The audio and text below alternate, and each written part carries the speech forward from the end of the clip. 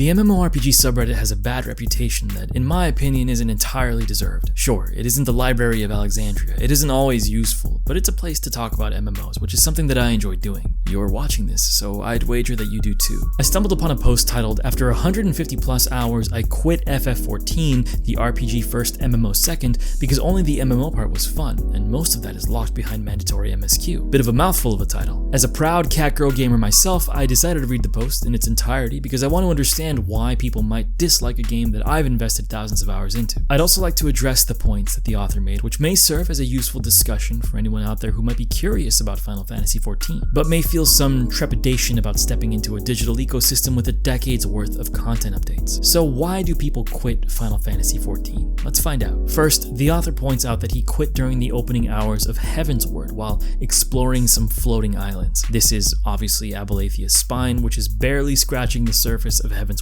story. With over 150 hours played due to, as the author writes, leveling a few other jobs and side stuff, that's a substantially long time to only reach, I'll say, level 52. What I want to point out here is that everything the author experienced in his 150-hour journey was free to play. There were still many more hours of gameplay before he would have been compelled to subscribe, or more realistically, compelled to leave. One of Final Fantasy XIV's biggest strengths is its extremely generous free trial, which, as the author pointed out, provided him with over 150 hours of entertainment. This isn't a refutation of the author's post, but it's worth pointing out for those of you who may be on the fence about trying the game. The author then asks a crucial question, but why? Why is everything locked behind MSQ? Can someone explain that to me? Yeah, I absolutely can. I'm not the first to point this out, and it's evident that the author himself understands this, but this is a Final Fantasy game more than anything else. Everything in the game exists to bolster its expansive cast of memorable characters, its in-depth world building, and your place in it. Final Fantasy XIV's commitment to a story might not be compelling to the author, however, so I can explain it from a functional perspective. The game is enormous in a way that many other MMOs have a difficult time measuring up to, since all of the last decade's new content has been additive rather than subtractive. This means that each new expansion does not overwrite the expansion that came before it. It expands the scope of the game's content offerings horizontally rather than vertically. As you progress through the story, you gain access to new locations, new reputations, new dungeons, new trials, and new raids, which you'll continue to interface with regularly even after you completed the main story quest. As a matter of fact, despite having several jobs at level 90, I often find myself in Abelathia's Spine, leveling other alternative jobs and working on the tribal reputation in the area, even though I completed the story for Heavensward about 1600 hours ago. The main story quest serves as a means to steadily disseminate content to the player rather than completely overloading them at the onset. There are so many pillars of gameplay in Final Fantasy XIV, far more than just raiding and dungeons,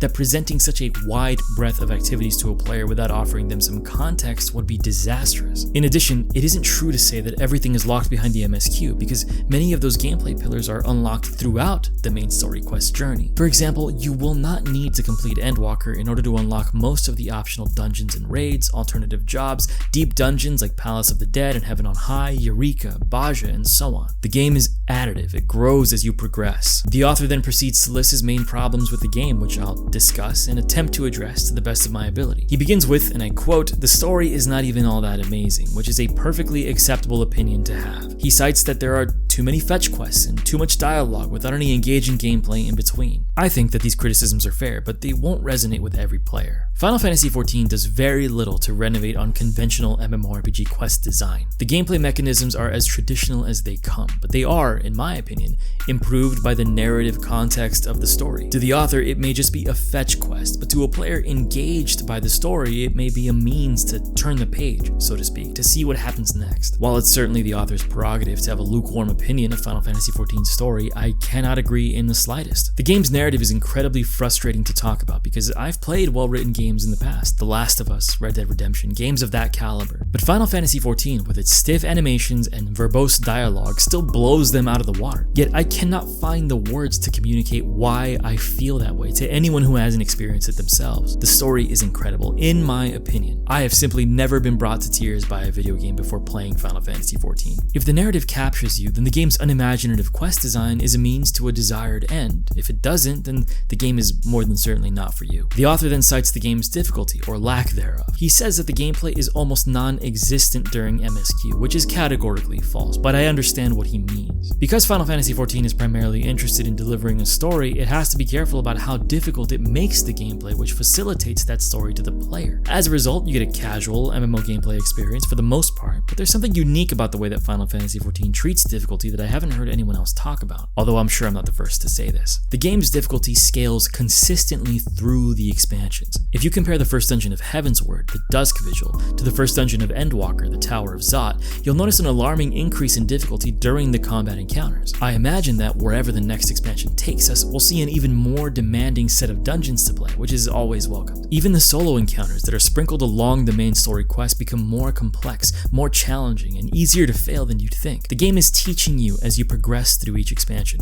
At the top, there are Savage and Ultimate raids, as well as Extreme and Unreal trials to truly sharpen your combat mastery in the game. Final Fantasy XIV's high-end content is some of the most difficult that I've ever encountered in an MMORPG, so it isn't lacking in that area. Rather, it is patiently teaching you, with a steadily scaling difficulty, how to resolve mechanics during combat encounters so that you're better equipped to enter Savage raiding at the end of the game. Whether or not you have the patience to be taught, however, is entirely up to you. Finally, the author writes that the gameplay that does exist is completely set in stone. He's referring to the fact that there is no job customization in the game. Every Dragoon, every Paladin, every Dancer, and every Red Mage have access to the same abilities. While this can be perceived as a weakness, I would contend that it's a strength, and the author is aware of why I would offer that contention. He writes, "It really lacks immersion that you can't make your own build at all in this game."